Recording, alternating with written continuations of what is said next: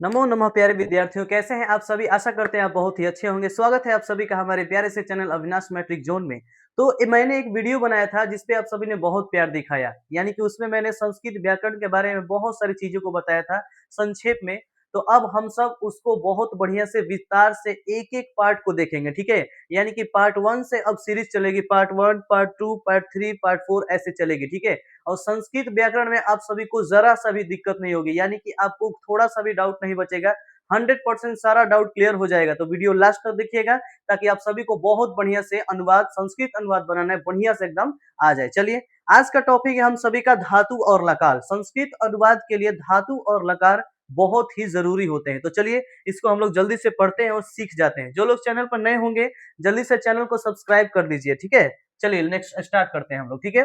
तो संस्कृत में धातु और लकार का पढ़ना बहुत ही जरूरी होता है। तो पहले हम लोग धातुएं देखेंगे, फिर उसके बाद हम लोग लकार देखेंगे, ठीक है। इसमें कैसे प्रश्न आते हैं वो भी देखेंगे और कैसे कैसे इसका अनुवाद में प्रयोग किया जाता है दोनों देखेंगे, ठीक है। यदि कि एग्जाम के दृष्टिकोण से एकदम बढ़िया से इंपॉर्टेंट होने वाला है वीडियो, तो एकदम लास्ट तक देखिएगा, ठीक है।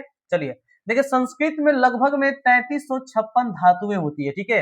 कितने धातुएं होती है पूछा जाएगा संस्कृत में ऑब्जेक्टिव में कि कितने धातुएं होती है, तो आप बताएंगे लगभग में 3356 धातुएं होती है, ठीक है। किसे कहते हैं धातु? तो जिस शब्द से किसी काम के करने या होने का बोध हो उसे धातु कहते हैं, ठीक है। जिस शब्द से किसी काम के करने या होने का बोध हो उसे क्या कहते हैं? धातु, यानी कि क्रिया कहते हैं। यानी कि जिस काम से लगे कि आप कुछ कर रहे हैं, ठीक है, या कुछ हो रहा है। जैसे पठ मीन्स पढ़ना, यहाँ पे पढ़ने का काम हो रहा है। जैसे लिख मीन्स लिखना, यहाँ पे लिखने का काम हो रहा है।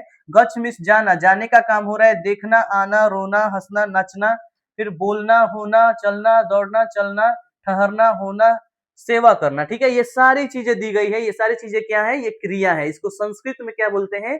धातु बोलते हैं। हिंदी में क्रिया बोलते हैं और इंग्लिश में इसको वर्ब बोलते हैं, ठीक है। आई होप आप सभी को एकदम बढ़िया से समझ में आया होगा, ठीक है। तो जिस तरह हिंदी में क्रियाएं होती है, संस्कृत में धातुएं होती है, तो उसका संस्कृत मीनिंग भी होता है। तो ये सारा संस्कृत मीनिंग है और ये जो है आपका हिंदी मीनिंग है। इसका बहुत ही प्रयोग आएगा जब आप अनुवाद बनाएंगे संस्कृत में अनुवाद, तो उसमें इसका बहुत प्रयोग होता है। जैसे अगर आप लट लकार बनाएंगे तो इसमें ती त अंति जुड़ जाता है। जैसे वदती, वदतः, वदंती, वदसी, वदथा, वदथ, वदामी, वदावा, वदामा, ठीक है। इस तरह से हो जाता है।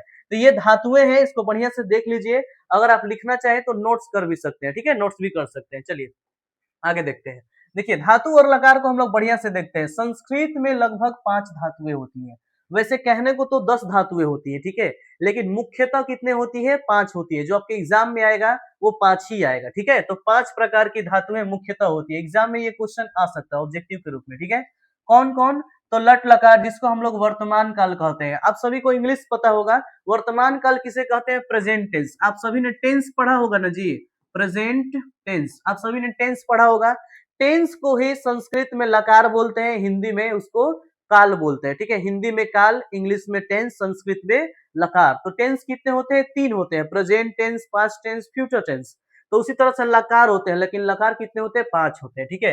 ये जो लट लकार है इसका मतलब कि प्रेजेंट टेंस, वर्तमान काल, ठीक, जो कार्य अभी अभी हो रहा है।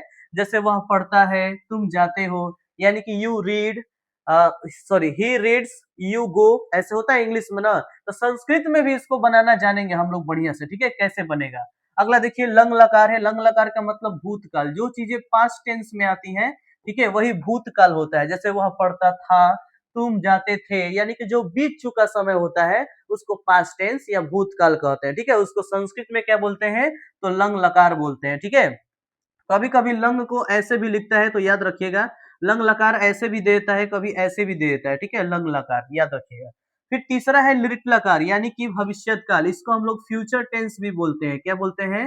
फ्यूचर टेंस भी बोलते हैं, याद रखिएगा। फ्यूचर टेंस यानी कि भविष्य काल भी बोलते हैं, ठीक है। उसको संस्कृत में क्या कहते हैं? तो लिट लकार कहते हैं, ठीक है। बहुत अच्छा, आगे समझिए। जैसे वह पढ़ेगा, तुम जाओगे, इसका उदाहरण हो गया कि वह पढ़ेगा, तुम जाओगे, तुम लोग खेलोगे, यानी कि जो काम भविष्य में होने वाला होगा उसको हम लोग भविष्यत काल कहते हैं, उसको फ्यूचर टेंस कहते हैं।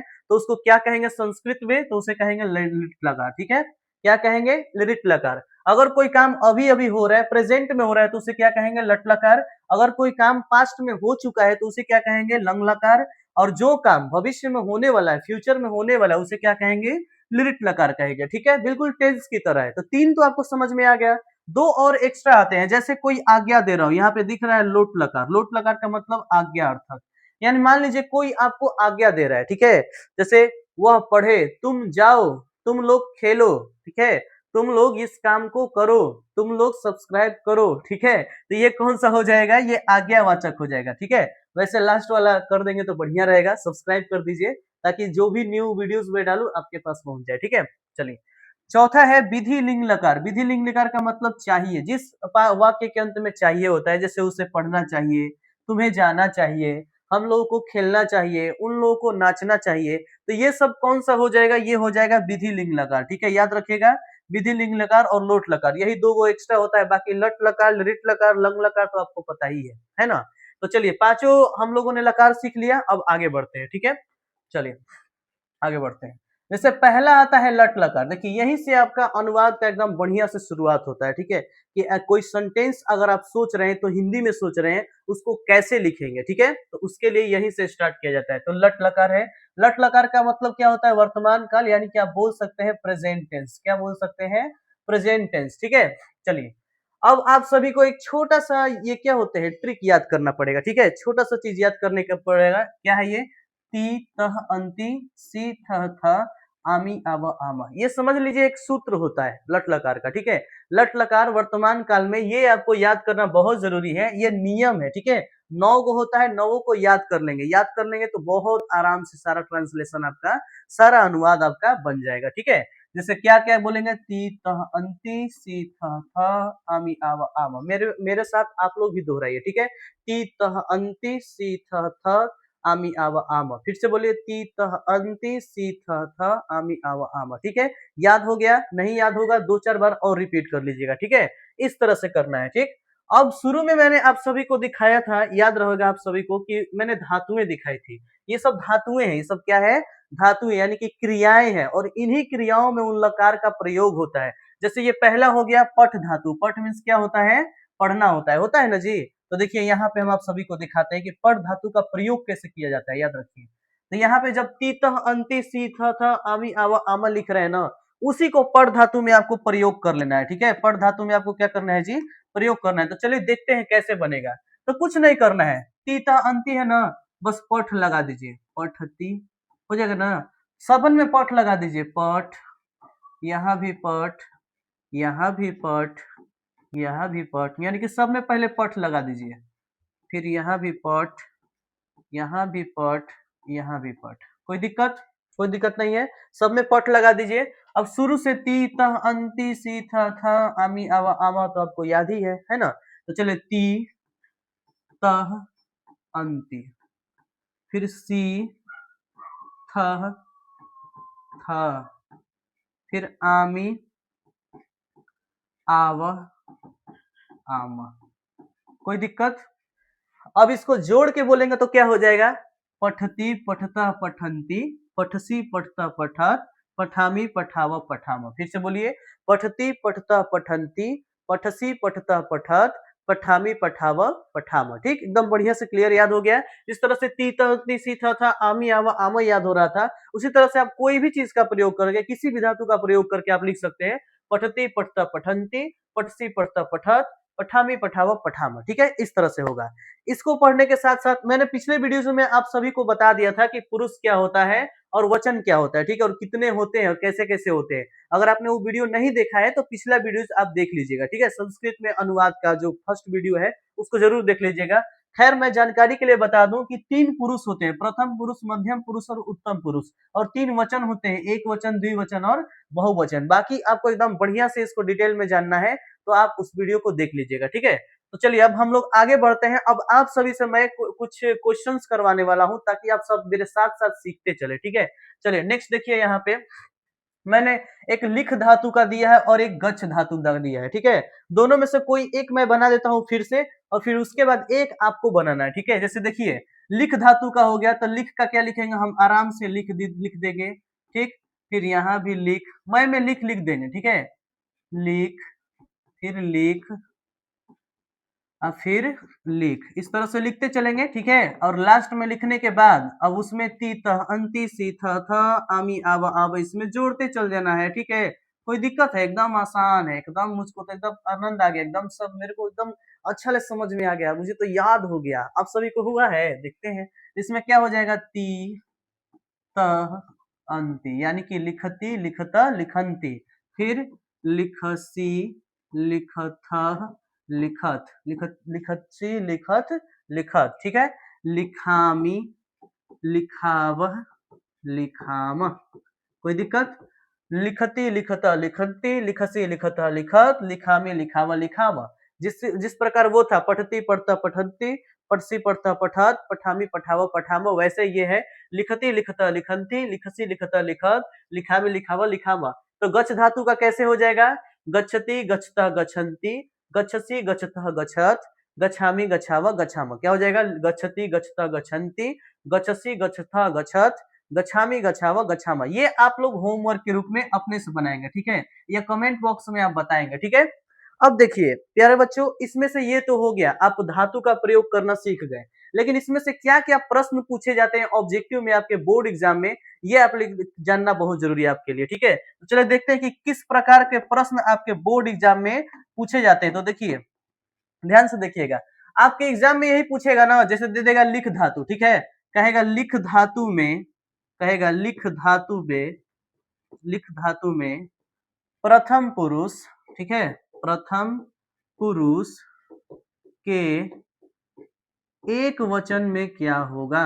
एक वचन में क्या होगा? पूछ देगा प्रथम पुरुष के एक वचन में क्या होगा, और आपका 4 गो ऑप्शन दे देगा लिखती लिखता लिखंती लिखसी, 4 गो दे देगा। ए ऑप्शन में लिखती, देखिए ए ऑप्शन में लिखती, बी ऑप्शन में लिखता, सी ऑप्शन में लिखंती, और डी ऑप्शन में क्या हो जाएगा? लिखसी हो जाएगा, ठीक है। इस तरह से आपका 4 गो ऑप्शन दे देगा।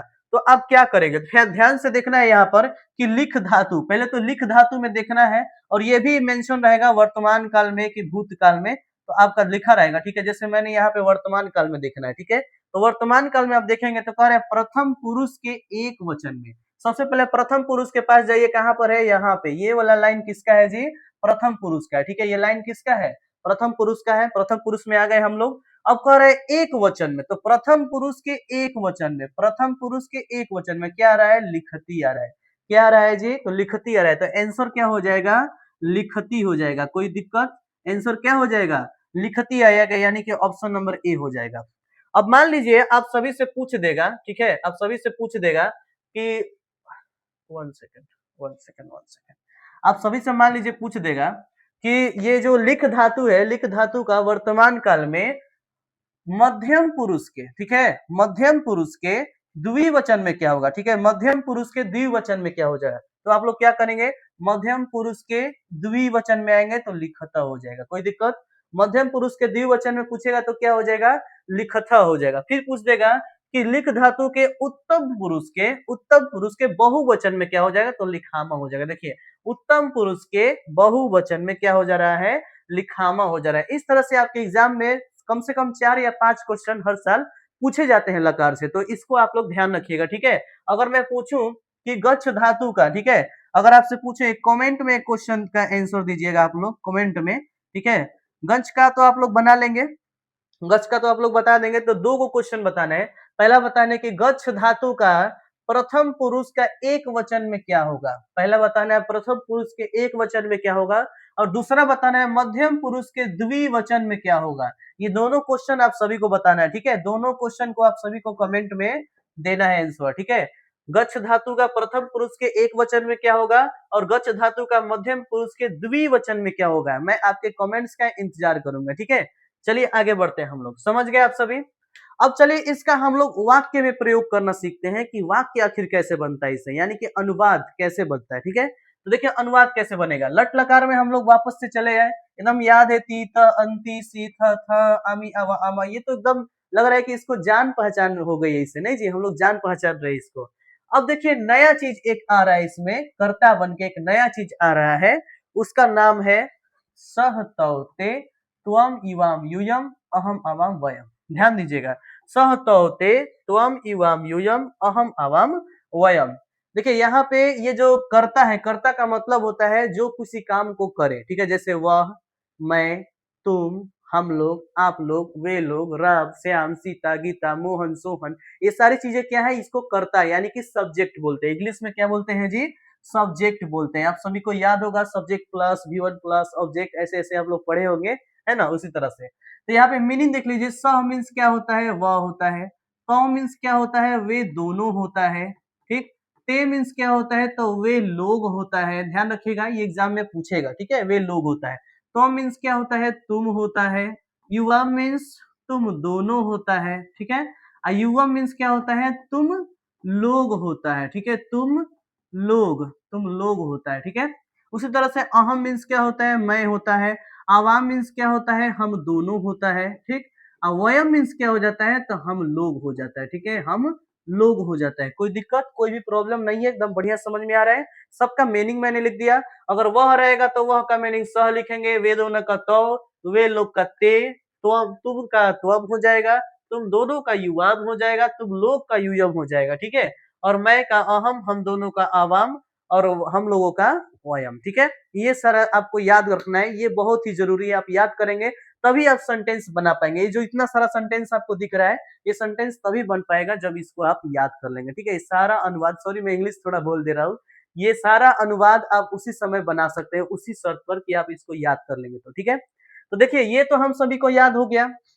इसके आधार पर पढ़ती पढ़ता पठंती भी याद हो गया है, गच्छती गच्छता गच्छन्ति भी याद हो गया है, लिखती लिखता लिखन्ति भी याद हो गया है। कोई डाउट नहीं है, कोई दिक्कत नहीं है इसमें, तो एकदम हम लोग एकदम 100% क्लियर है।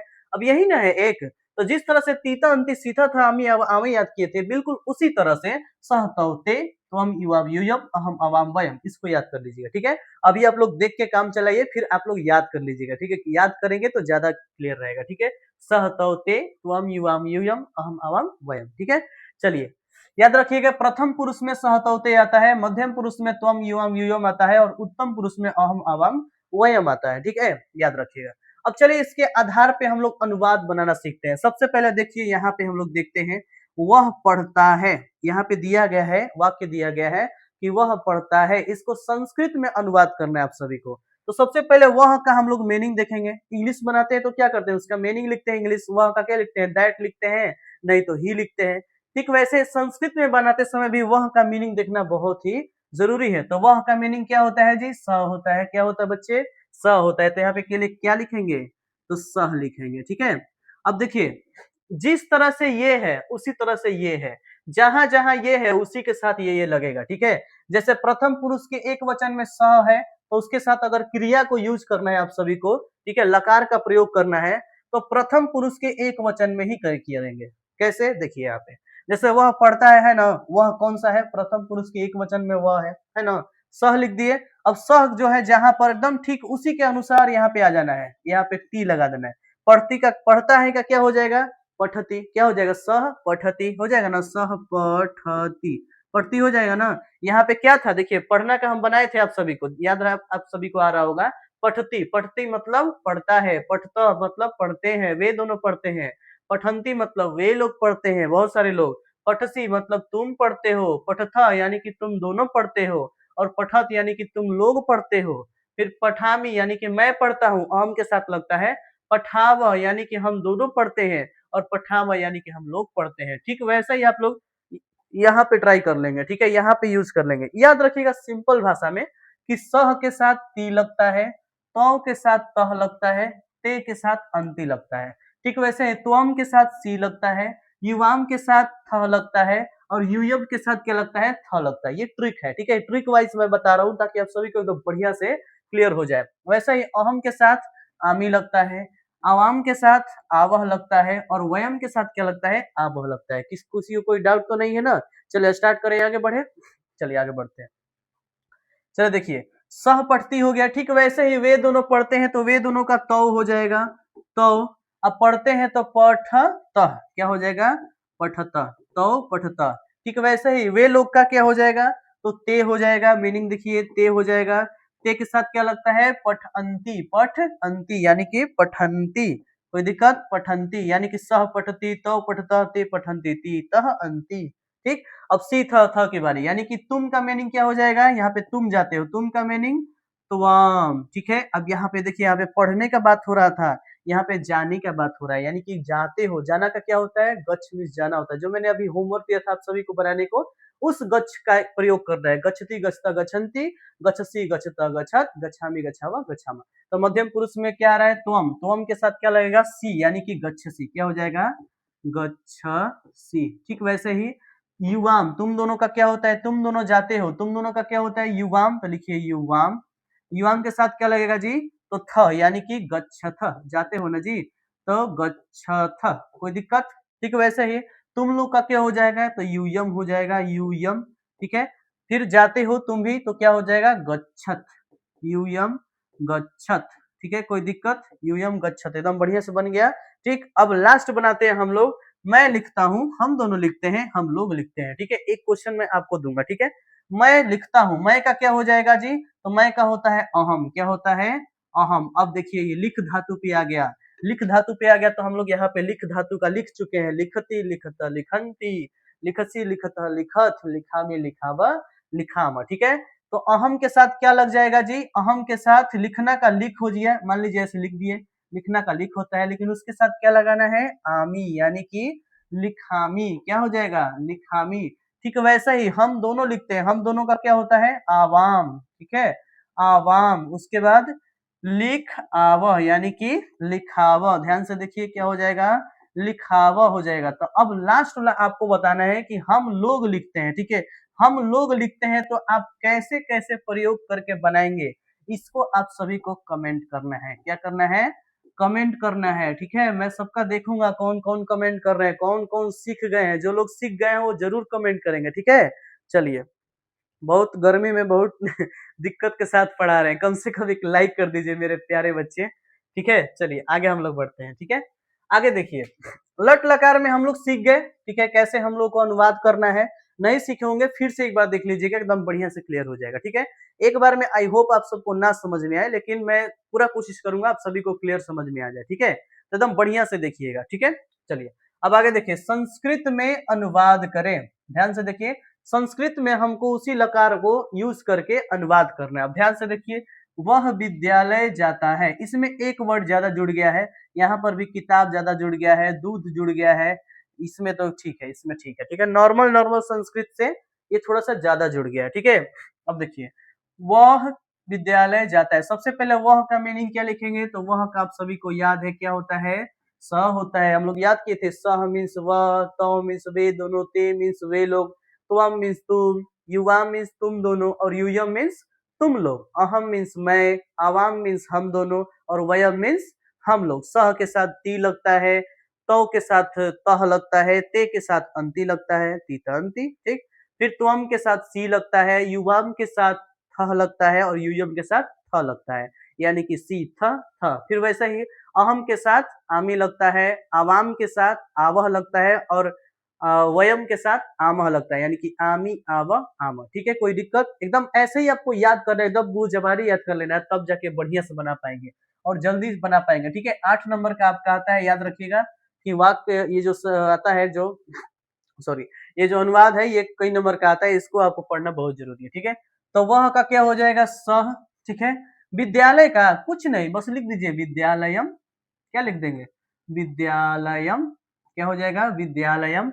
जाता है, जाता है का क्या लिखेंगे, जाता का क्या होता है, गच्छ होता है ना जी, गच्छ।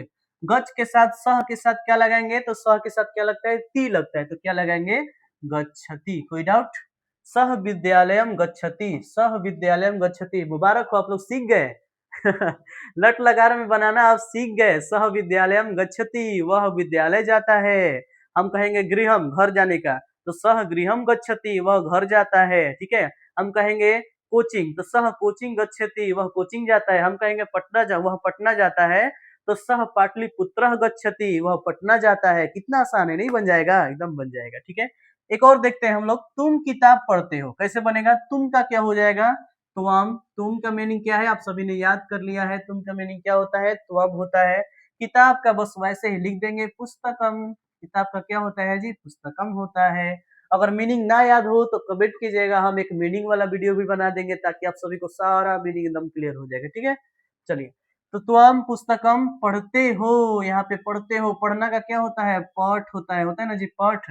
और त्वम के साथ क्या लगता है, तो त्वम के साथ सी लगता है, त्वम के साथ क्या लगता है जी, सी लगता है ना, तो यहाँ पे क्या हो जाएगा, पठसी, त्वम पठसी हो जाएगा। ठीक है, कोई दिक्कत? चलिए, गाय दूध देती है, गाय का क्या हो जाएगा, तो या तो आप धेनु लिख सकते हैं गाय का, या तो आप गौ लिख सकते हैं। अब आप कहेंगे अरे सर, हम लोग तो सह सह तो ते त्वम युवाम यूयम अहम अवम वयम बस यही पढ़े हैं, वह वे दोनों वे लोग, तुम दोनों तुम लोग, मैं हम दोनों हम लोग। ये गाय कहाँ से आ गया, और गाय आ गया तो इसका कैसे बनेगा, शेर आ गया उसके जगह पे, तो कोई नाम आ गया तो तब क्या होगा। तो घबराने वाली कोई बात नहीं, कोई भी एक नाम आएगा, कोई भी एक नाम, तो वह इसके अनुसार लगेगा, वह के अनुसार। ठीक है, चाहे आप उसको शेर बोले, चाहे आप उसको वह बोले, बात एक ही है। ठीक है, ये सब कौन सा है, प्रथम पुरुष का है। ठीक है, मान लीजिए, चाहे हम आपको विद्यार्थी बोले, चाहे हम आपको वह बोले, बात एक ही है ना। चाहे हम उस छिपकली को वह छिपकली बोले, चाहे हम वह बोले, जो कि मुझको देख रही है पता नहीं क्यों। ठीक है, तो ये सारी चीजें क्या हो जाएंगी, उसी के अनुसार लगेंगे। तो धेनु एक है, यानी एक वचन है, तो उसके साथ वही लगेगा। ठीक है, दूध का क्या होगा, दुग्धम, दूध का क्या होगा, दुग्धम, दुग्धम मीन्स दूध होता है। ठीक है, और देती है, देना का ददा होता है, यानी कि द दा, और क्या लगेगा, स के साथ ती लगता है ना जी, तो धेनु या गाय के साथ क्या लगेगा, ती लगेगा, ददाती। ठीक है, कोई डाउट, एकदम आसानी से बन गया, एकदम बढ़िया से। चलिए, अब नॉर्मल नॉर्मल सेंटेंस एगो दू गया, देख लेते हैं क्या दिक्कत है। हम लोग का मीनिंग क्या होता है जी, हम लोग का मीनिंग होता है वयम, सबसे लास्ट वाला है। वयम मीन्स क्या होता है, हम लोग होता है, दौड़ते हैं, दौड़ना का धाव होता है, धाव, लेकिन लास्ट में वयम के साथ क्या लगता है, तो आमी आवा आम, यानी कि आमा लग जाए, तो क्या हो जाएगा, धावाम, धावाम। ठीक है, धावामा लग जाएगा। ठीक, वैसे ही मैं संस्कृत बोलता हूँ, तो मैं का क्या होता है, अहम होता है, मैं का क्या होता है जी, अहम होता है। संस्कृत का क्या होता है, तो संस्कृतम होता है, क्या होता है, संस्कृतम होता है। और बोलता हूँ, बोलना का वध होता है, लेकिन लेकिन अहम के साथ क्या लगेगा, तो अहम के साथ आमी लगेगा, तो क्या हो जाएगा, वदामी, अहम संस्कृतम वदामी त्वम किम करोसि बालक सब्सक्राइबम करोति।